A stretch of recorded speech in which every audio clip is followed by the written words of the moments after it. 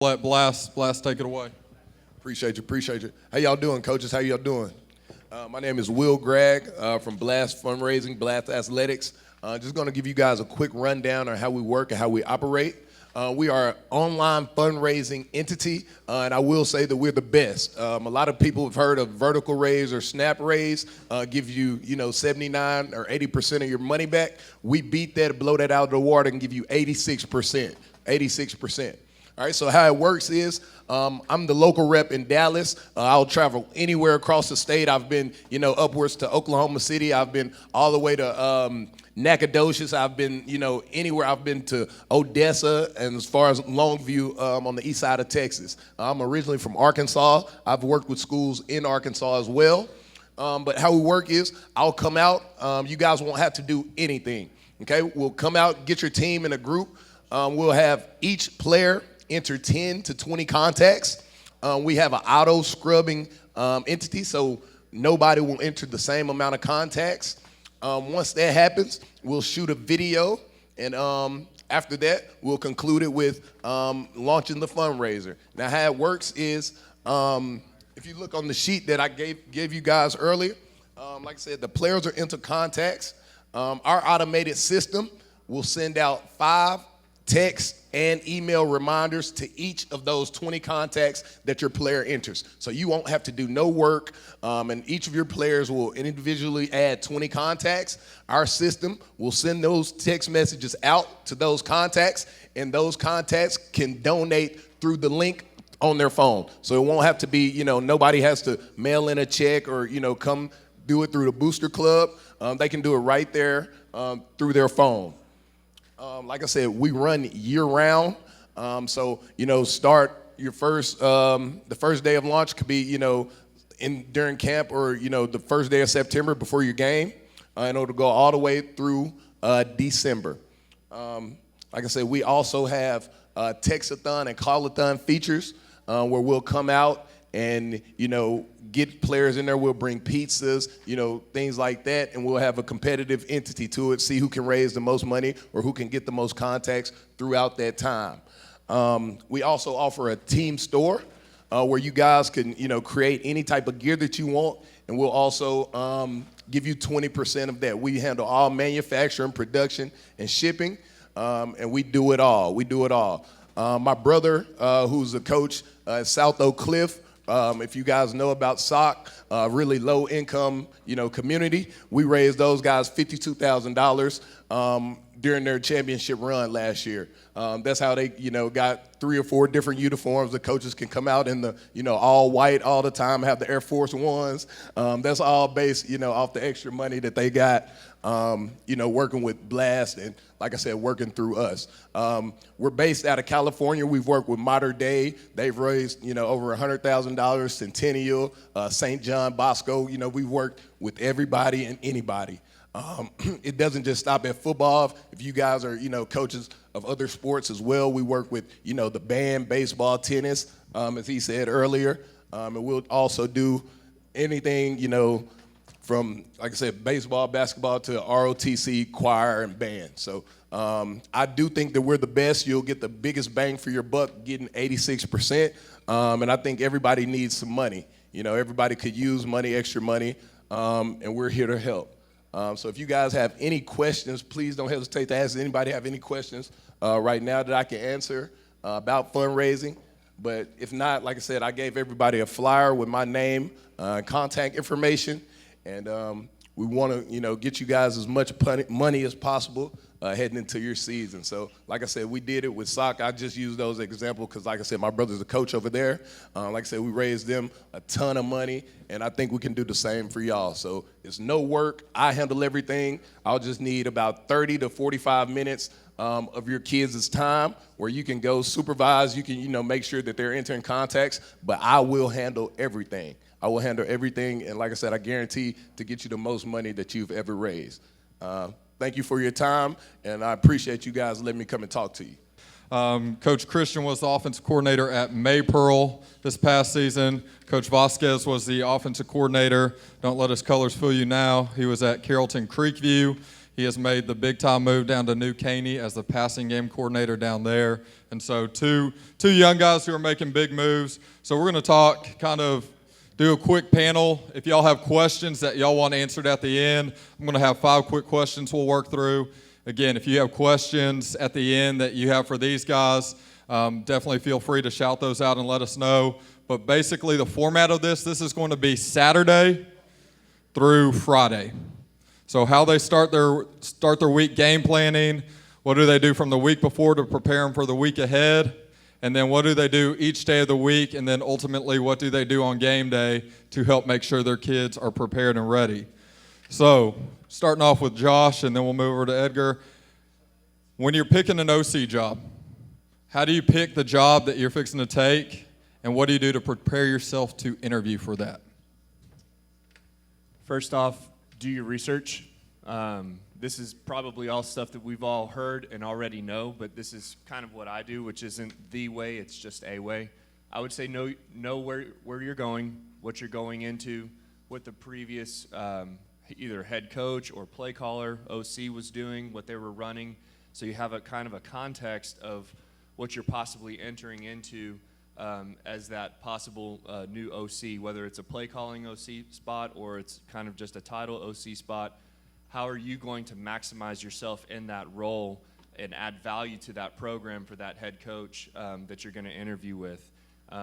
So it's kind of you got to do your research and understand what you're coming into and what you're looking for while you're applying for that spot. And you know, there's a huge list that we could continue on, but that would probably be my first things, looking at the job, coming to it, what am I walking into for this interview, and what am I going to talk about, and so on. So kind of build it off of that.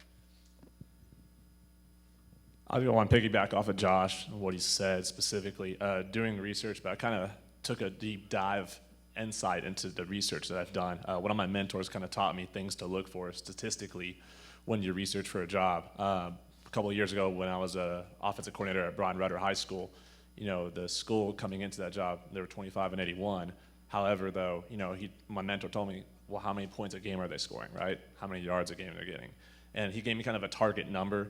If they can average 21 plus points per game, then you've got something you can work with base personnel-wise. So I kind of look at that as a starting point, look at who's returning, who's coming back, because you got to think, if you got 21 points a game, you play some pretty solid defense, you play special teams, you've got a shot to win the game. And that kind of rule of 21 has kind of really helped me over the years as we've kind of navigated games, because you kind of see, like, you're probably going to be in games if you do play some decent defense, have some solid special teams.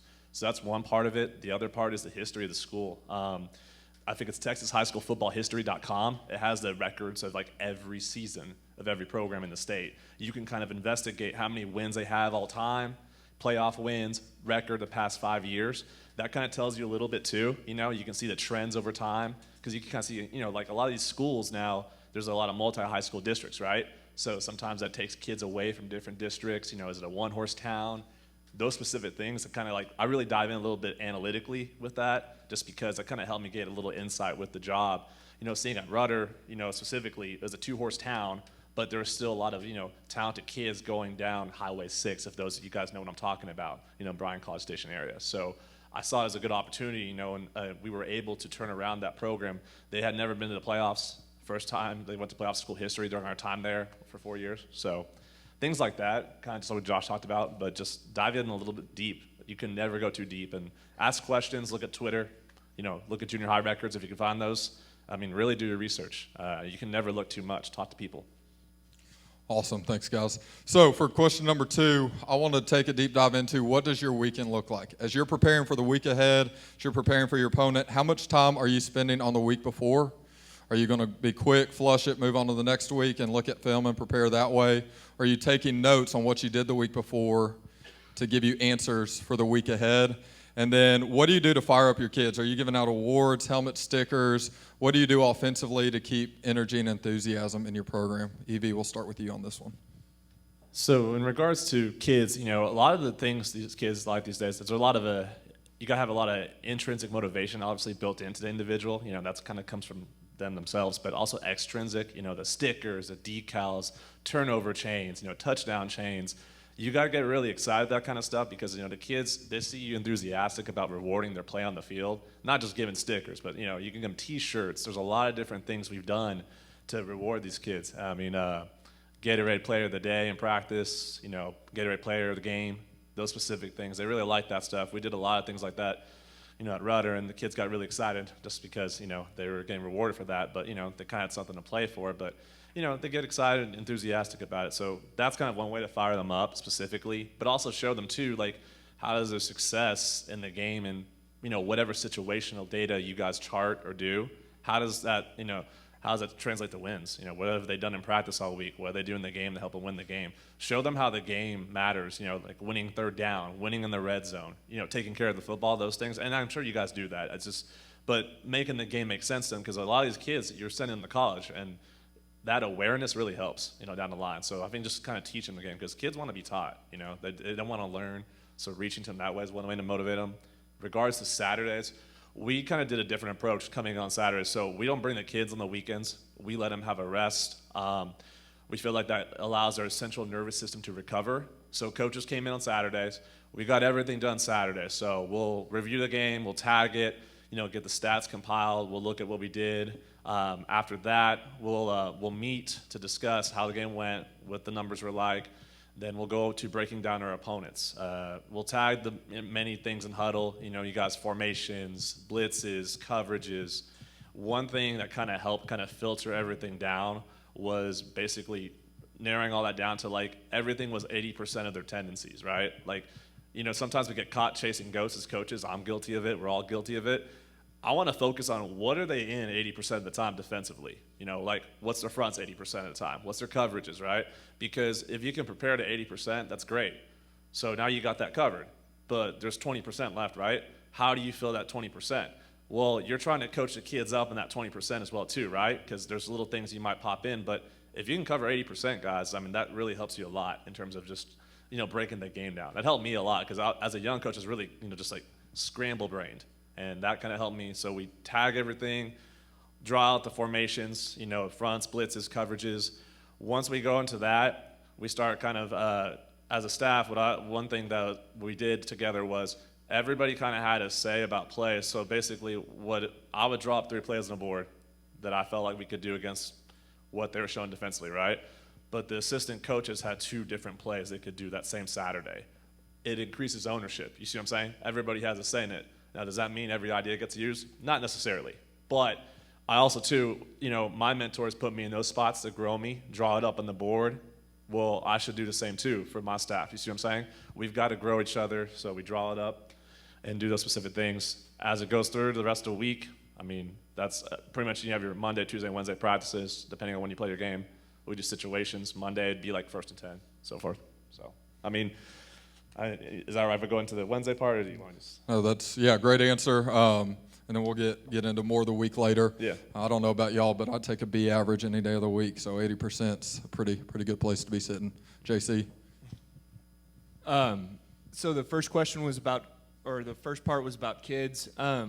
What we do is it's kind of more, I guess informal would be the perfect word for it. Like if we drop 50 points on someone, I may be a minute or 2 late to Saturday morning, weights with the kids that show up after the game on Friday, because I'm getting 2 boxes of donuts for that O-line, because it's all about those kids and just celebrating them and doing something special like that for them, and acknowledging the O-line as much as possible and building team around that core unit, because those 5 guys are the most important on the field. And, I've been taught you get what you emphasize. And if you emphasize those types of servant type leadership things where you acknowledge the O-line, then you're teaching your kids to follow that lead, which is really important, because that's what we're here to do as coaches, is build these kids into young men and teach them how to be servant leaders.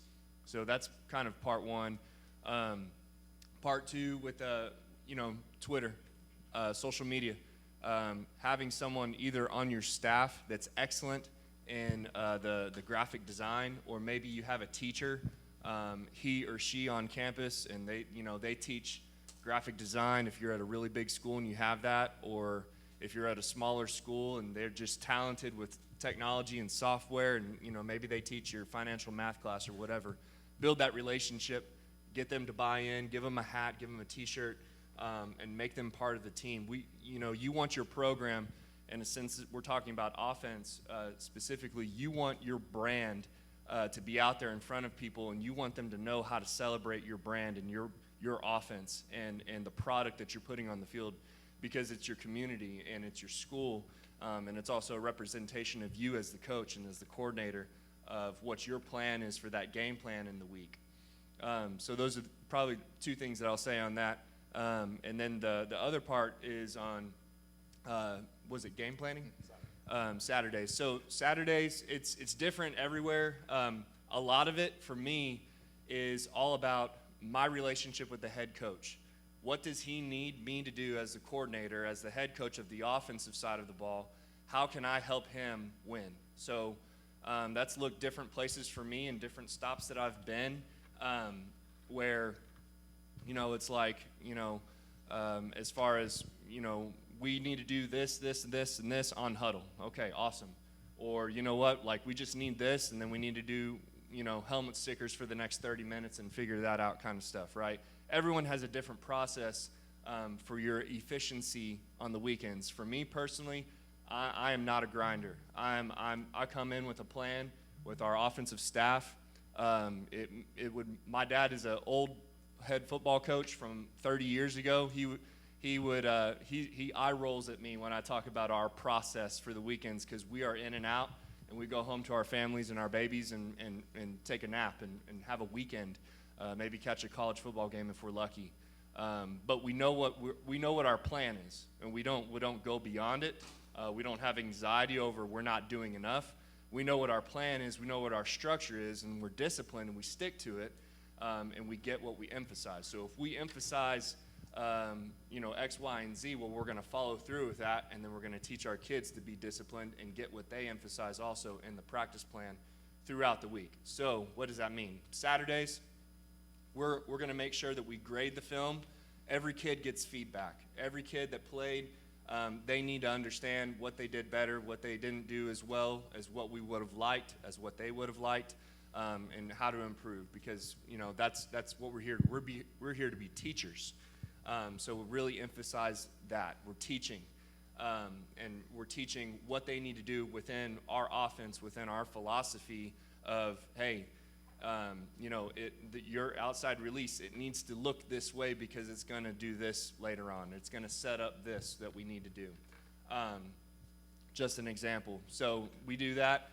We grade out the film. We make sure that those kids don't get their grades, depending on how many plays it lasts or overtimes or whatever. Maybe coach, his son or his daughter was sick the night before and he didn't get to the film and graded it. No big deal. We're not, hard and fast on it. It's just, hey, you're a grown man. You can do your job and get that graded papers to the wide receivers by Monday. That's what we try to do. So they have it in their locker by Monday. So when they're looking at, I got an 87%, and I see all of my plays and my pluses and my minuses, and then I go from there. So we do that. We grade out the film. We split the film in half so we can kind of tag it, and then we can begin our self-scouting process of like, hey, our run-pass ratio was this week. This formation looked this way this week. Personnel, this, that, whatever, okay? Just depending on what you guys are trying to do in your philosophy and what you want on the field Friday night. So we get that done. Those probably take the longest amount of time, honestly speaking. And then after that, the game planning process, I come from the air raid background.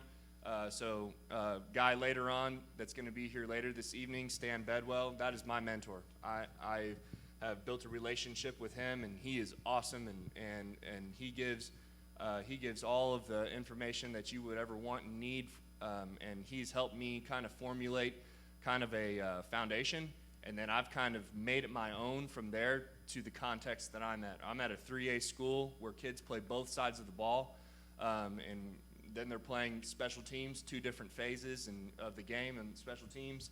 And so I've got to make that and cater that to what we're doing within our brand of the air raid offense. And when I say air raid, it's the true form air raid where X, he's on the left side of the field the whole game. You know, that's just where he is, and he gets good at that side of the field, and he's confident in it, and he goes and executes. Same thing with Y. Y will never come to the left side of the field because that's where he is. But again, that's the philosophy that we as coaches, me as a coordinator, as the leader, but as the offensive coaches on the staff, we buy into that, we commit to it, and then we stick to it, and we make it roll. So it kind of works itself out in that sense because we have a philosophy and identity, and we stick with it.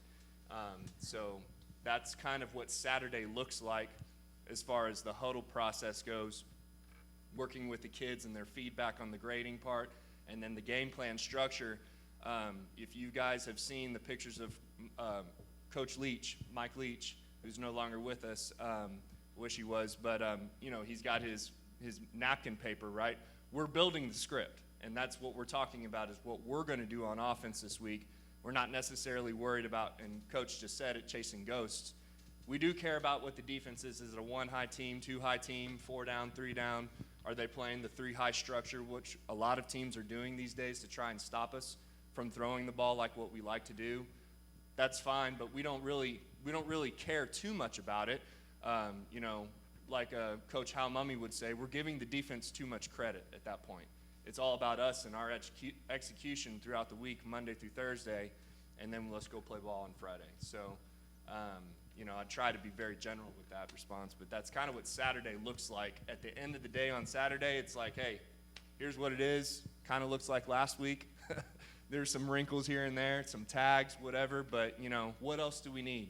And usually we're all like, nothing, let's go play ball, and then we go do it. So that's what Saturday kind of looks like, generally speaking. Awesome, and just kind of piggybacking off of what Josh said, I'm super passionate about getting new young guys into the profession, and I know some of y'all have been doing it for a lot longer than I have, and y'all are a lot, guys.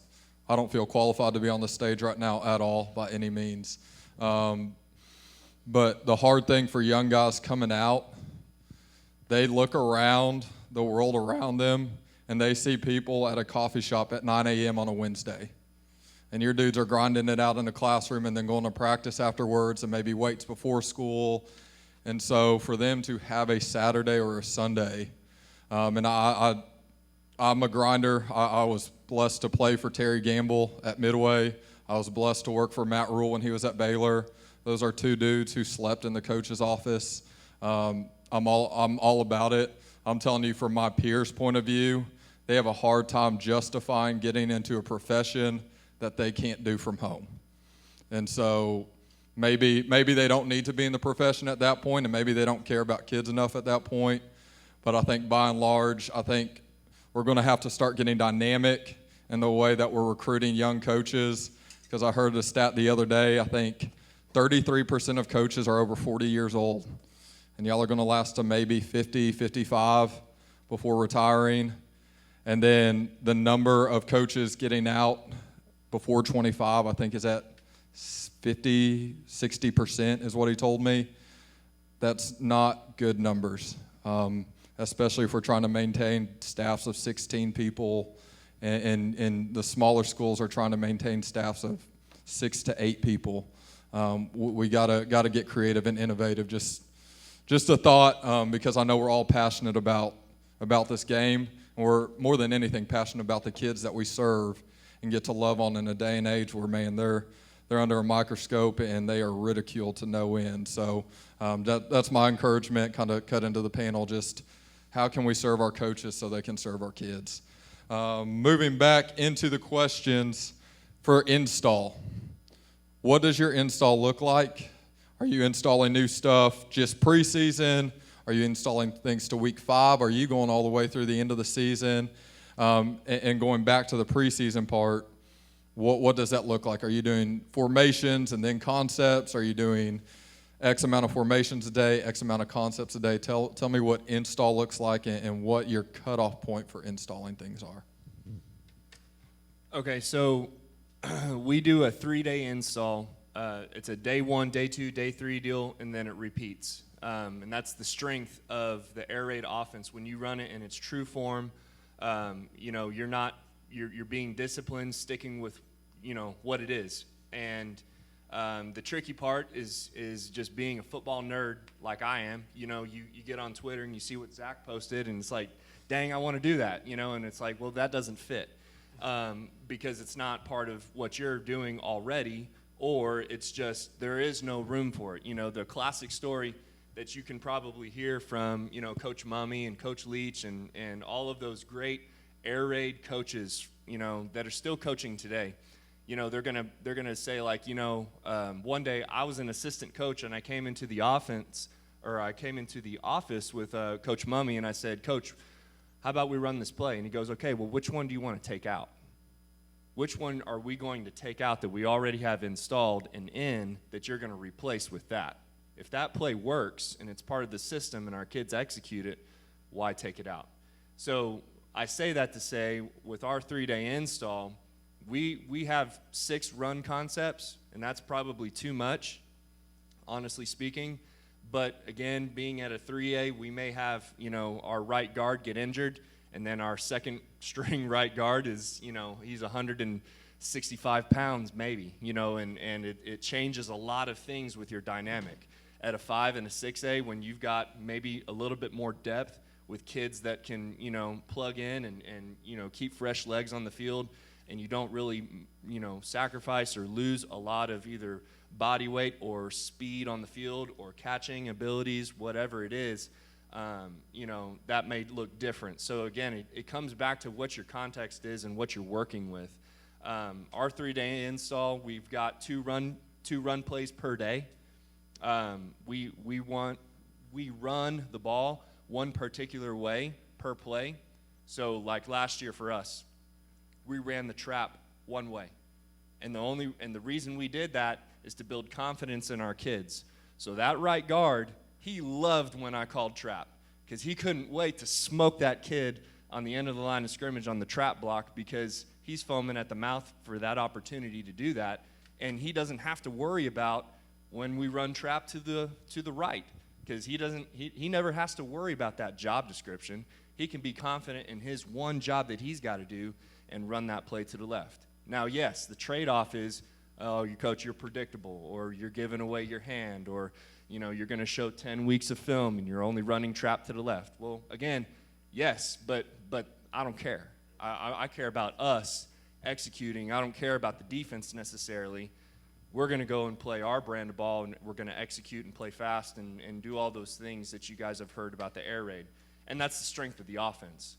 And so we've got two run plays per day. We've got 2 screens, 1 quick game, and then we run mesh every day, and then 2 to 3 drop back passes every day. So that's pretty much what it looks like, and then it repeats itself. And there's kind of a 2-a-days, or we don't call it 2-a-days anymore. I call it fall camp. We got a fall camp format for that. And then when we get into season with the game plan structure, with that tiny little napkin paper that everyone's seen pictures of, Lincoln Riley has his and Coach Leach has his and, whatever, that is part of the practice plan. And you don't divert from it. And it's a very strict schedule, and it helps you on Friday night when you're on the field and whatever week it is, week 10, week 2, week 5, week 6 after the bye week and week 5, if your kids can get out on the field and execute the first 4 plays without looking at you on the sideline, well, that's proof, that's evidence of the offense working because of the reps that you've gained throughout the week and the process that you as a coach and a coaching staff is stuck to with your philosophy. But again, it comes down to what you want to do, how you do that, and what you emphasize is what you get. And so I'm really big on that. And I don't really care, if we don't run trap to the right because we're going to run it to the left really well. And it may not work that week, and that's fine. We'll run GT to the left, whatever it is. So that's kind of our philosophy with that. Okay, EV, question for you. Do you have a specific process for picking gadget or trick plays? So a lot of kind of piggyback what Josh talked about, like, you guys see plays on the weekends and, you like that play. Can I do that? I definitely do love trick plays. I think they're fun. There's quite a few. I try not to carry more than 3 trick plays, per week. You never know when you might need them. I remember we played a game, and we probably ran, as a playoff game, we ran 3 of them, and we scored 3 touchdowns on them. So, yes, there is a process for it. I kind of look what the defense, what does the defense struggle against? Are they very aggressive? Do they over-pursue? And then you take advantage of things like that with, misdirection. It could be a reverse. It could be double pass, those specific things. We can build that off of our offense. Like we had a double pass off of a quick hitch screen. We had a jet sweep reverse going back the other way, buck sweep opposite. Just things like that, yeah, about 3 per week, take advantage of the defense. And, some of them are, flea flicker.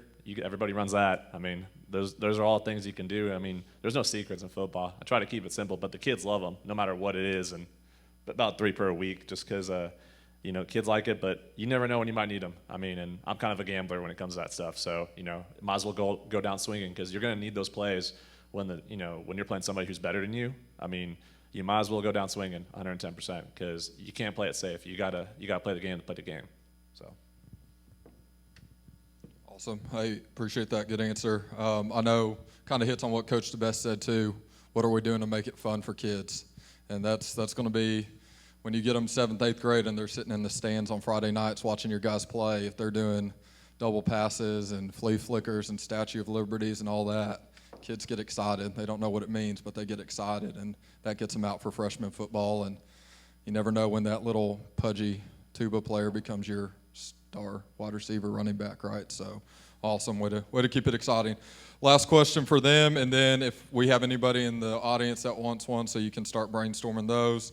What is your practice structure for the week? Just walk us Wednesday through Thursday, and then when you get to Friday, what is your play calling, and how does what you did Monday through Thursday translate into that Friday night? Okay, so kind of already touched on that a little bit with that last answer I gave, but to kind of go further with it, we on our play call sheet we have our script set, and for us we do about 12 open field plays, and that's field geography we're talking about. So usually that's from, I think it's somewhere around the 30-yard line or 25-yard line. Minus 25-yard line, minus 30-yard line, somewhere around there, and going to I think it's plus 20, okay, because that's red zone. So we've got 12 scripted plays there, okay. That's usually the meat and potatoes of whichever day it is on the install. I think for us that is day 1, which would be your Monday, okay. And then Tuesday will be your situational calls, something to the effect of like, hey, this is going to be 2nd and long. If we get behind the sticks after a bad first down play. So these are our 2nd and long plays, which is usually like, 5 or 6 plays or so, maybe less than that. And then you're going to work on your red zone calls, which is usually no more than 5. So, but what's awesome in the air raid system is a lot of those are transferable, or they carry over where you've got a repeat play on the open field script. And then, we still like it if we're throwing 95, and it's a great look this week. Well, that's play 3 in the open field script. It may show up in 3rd down script, right?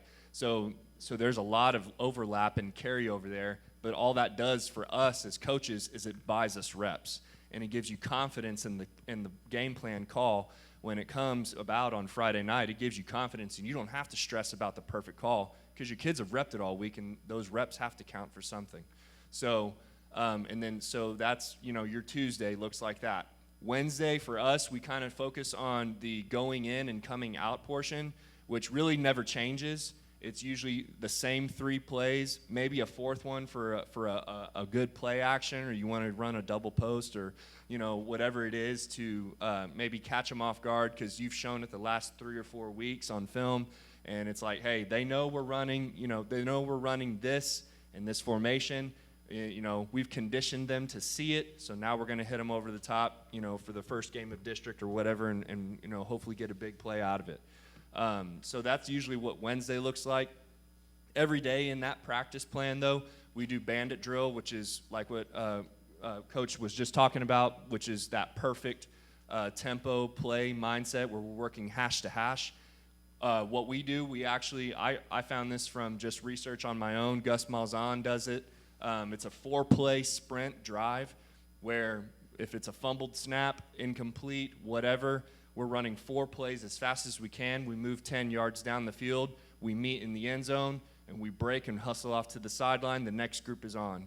And that has been really valuable. But we only do it with our run game and our screen game for the day. It's run and screen game, which usually for us is 4 plays. And we rock and roll through that as many reps as we can get. And I think it's an 8-minute segment, and get as much as we can.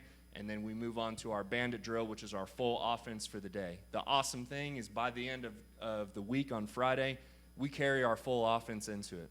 We may have a tag here or there, or maybe a motion that changes maybe one thing, if any. But it's awesome when you have that confidence going into Friday because you've repped it all week. Works itself out. So I'm kind of piggyback off of Josh a little bit. I do borrow a little bit from the air raid philosophy, but I kind of get a little bit more situational. Just something kind of, you take a lot of ideas from people who've mentored you over the years. You can't cover every situation possible, but I think you've got to decide as a staff what's the most important, what is your identity. So I'm looking at my phone here because I want to show you guys. I'm going to read it off, but these are kind of what I did was I built a kind of a script throughout the week. What do we do Monday through Thursday? And within that script, these are situations we felt were most important for our kids. So on Monday's practice, we're going to work a lot of 1st and 10 calls because if you think about defensively, they're always preparing, 1st and P, however you want to look at it, right? Those first plays are very important, 1st and 10. You got to have confidence. You got to have confidence builders in your kids. We work a lot of screens because we're a screen-heavy team because to me, screens are just like glorified runs on the perimeter. So that's a big, heavy dose on Monday's practice. Tuesday will be more red zone and backed up situations. If you have bad field position, you can work those situations with your players. I think you've got to work those in because the players have to see you guys on the field in those areas of the field, but also, too, we got some down and distance chains on there. So now when they're in that clutch situation in the game, they're not confused or they're not worried about that. Wednesday is more goal line and 3rd and short. You got to win on 3rd down. You got to punch it in, right? I mean, we lost a playoff game against Marshall, and I could have sworn we scored 2 different times on the goal line, ball across the plane. But guess what? You know what I'm saying? Like, that's kind of where the identity comes from. We punched in, but they didn't count it, right? But it's goal line, right? Situational football. Thursday goes more into a little bit more 3rd down, but I think everybody here does kick the field. I learned more about it from Coach Rick Rhodes when I was with him at Gregory Portland. He did throughout his career, covered a lot of situations and kick the field, backed up, red zone, 2-minute situations. You got to punt with the quarterback. We call it Q-tip. The quarterback, lines back up and shotgun punts it. Worked all those weird scenarios in the game, right? That Thursday kick the field was so important. When we started doing that, and then my first exposure to it was like, oh my gosh, this is amazing because you're covering so much, right? And like what Josh talked about, like we're running on and off the field, right? We're saying like, all right, 2-minute situation, or we go punt team, or safety, or backed up. Like we're calling those situations out, and the kids have to go from the sideline, right? Like it's not like in practice where you got kids everywhere, right? Like we're on the sideline, it's like a game, we're coaching, we're doing it. So the kick the field is really big on Thursdays. That's really helped over the years, and it's helped me as a coach situationally because you cover all the bases there. I know a lot of you guys probably do it, but those are just kind of a little bit of the layers of it. So doing those things, Thursday's practice plan, we have plays scripted in that kick the field too. So, I mean, it's all built in. If you guys want to see it or anything like that, I could kind of show you guys, templates of it or whatever. I'm an open book. It's not my ideas, it's everybody else that's kind of poured into me, and I've kind of taken some things and tweaked them. But a lot of that, guys. I mean, that's situational football is the name of the game. You gotta play your situations to win. Yeah, just to add, I forgot to talk about Thursday. I think that's critical with what he just said is our relationship as coordinators with the head coach. What does he need? What is his plan for kick the field? Because everyone's different, right? And then you have to figure out, and within your philosophy, whether it's a one-back system, it's a spread tempo system, it's Scotty Walden, go as fast as you can, and and win the West, or it's whatever it is, wing tee. What do you have to get done on that Thursday before the game on Friday, and make sure that your kids are you're primed and you're ready to go execute on Friday. But again, that's you and your relationship with the head coach, and then just making that work and kick the field or walk through, whatever we want to call it, on that Thursday. Awesome. Appreciate it, guys. So that was the scripted questions I had. Does anybody in the crowd have anything they want to go ahead and ask? Just background, these guys were both at Maypearl's a 3A and Creekview. Were y'all 4 or 5A this year? 5A. So if you want to ask to a specific person based on your classification, Coach Christian, this one's coming to you. Let me ask you a question. So this season, what was your main concept? 6, 95, or where were you at? What was your main concept? Well, it depended on 1 high or 2 high, and just kind of going from there. But then there's also the element of the human element, where what's your quarterback do? What does he like best? You know, because it's like you got to have a relationship with him as the play caller. Your relationship with your starting quarterback is probably the most important in sports. So it's like, hey, do you like throwing? Do you like 6 here? Oh, you don't like it in 2x2? Okay, you like it better in 3x1? Okay, so we're throwing out 2x2 this week, and let's not waste time on it, right? Don't force our kids if they're not comfortable executing whatever it is or trying to execute whatever it is. You know, let's do what they're wanting to do, and then you know, make that work for the game plan. For us, though, to answer your question, I guess a little bit better, personnel for us at Maypearl, we had a bunch of 4'9" guys. we didn't have anybody really. We have one guy that can run a 4.5, and he's our running back. He's our best player, and I'm really glad that he plays running back because he gets the most touches naturally anyway. Even though we are air raid with our philosophy, and we're going to pass the ball to set up the run, well, good thing is when we're running the ball, he's going to get it, okay? So all that set aside, if you've got kids, you know, that are like my kids where, you know, they're hard-working country kids running 4.8s and 4.9s, no one's running a 4.5 or a 4.4, in that part of Ellis County, that is, you know, 6 maybe isn't the best play. So what is a play that you could do maybe instead to replace the vacuum that 6 leaves? For us, that was 95. We had a Y who was really good at getting underneath that Sam, over the mic, reading that opposite side safety for the weak side flood, and I'm either going to flatten it out and find grass and catch the ball at 15 to 17 yards like he's taught, or he was going to keep working vertical and we'd throw that thing in stride and we'd roll. Our X, and again, this is air raid philosophy here, our X, he technically is supposed to be your fastest receiver. Well, why? Because 95, he's the first read. That quarterback is looking at X. It's a yes or no decision on the 3rd step. Can I throw X or not? So that was our 6th element, because when he would get past the corner, and if the safety was laid over the top, well, then we would get the down the field shot that we needed that normally we all get out of 4 verticals, whether you call it 6 or you call it go, or whatever it is, if you're run and shoot philosophy. That's how we got that down the field threat throw with 6. But we never really called 6 that much because it just wasn't as good for us. But again, that was our context. That took research and reps from me and our coaching staff to figure out, okay, what can we do well? And how can we still push the ball down the field the way that we need to? Does that answer your question? Yeah. We got time for one more quick question. Again, do not want to stand between any man and food, so. Again, during lunch, you're going to have time to network and go ask whoever whatever questions, and so also have time to talk to our vendors. So we'll actually head straight into lunch. What it's going to be, here's the situation we have. It's